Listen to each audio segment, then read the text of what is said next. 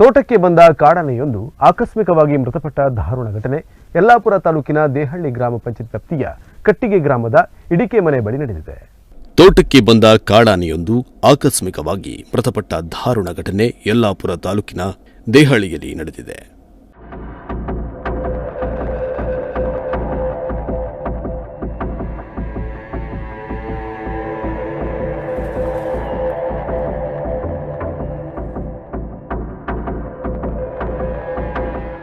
ಇಡಕೆ ಮನೆಯ ಪರಮೇಶ್ವರ ರಾಮಚಂದ್ರ ಕುಣಬಿ ಅವರ ತೋಟಕ್ಕೆ ಗುರುವಾರ ರಾತ್ರಿ ಕಾಡಾನೆ ಬಂದ ಸಂದರ್ಭದಲ್ಲಿ ಆಕಸ್ಮಿಕವಾಗಿ ವಿದ್ಯುತ್ ತಂತಿ ಸ್ಪರ್ಶಿಸಿ ಸಾವನ್ನಪ್ಪಿದ ಘಟನೆ ನಡೆದಿದೆ.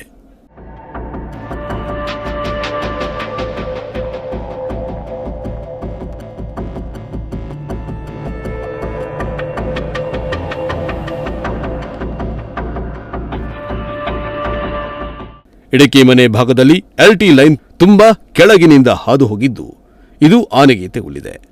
ಆಹಾರವನ್ನ ಅರಸಿ ತೋಟದತ್ತ ಬಂದ ಕಾಡಾನೆ ವಿದ್ಯುತ್ ಲೈನ್ ಸ್ಪರ್ಶಿಸಿ ಪ್ರಾಣವನ್ನೇ ಕಳೆದುಕೊಂಡಿದೆ.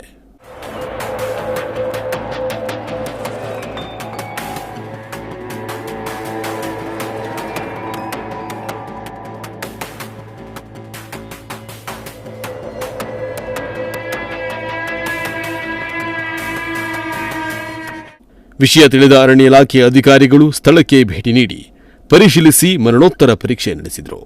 ನಂತರ ಅರಣ್ಯ ಇಲಾಖೆಯವರು ಗ್ರಾಮಸ್ಥರ ಉಪಸ್ಥಿತಿಯಲ್ಲಿ ಅಂತ್ಯ ಸಂಸ್ಕಾರವನ್ನು ನೆರವೇರಿಸಿದರು. ಶ್ರೀಧರ ಅಣಲ್ಗಾರ್, ನುಡಿಸಿರಿ ನ್ಯೂಸ್, ಯಲ್ಲಾಪುರ.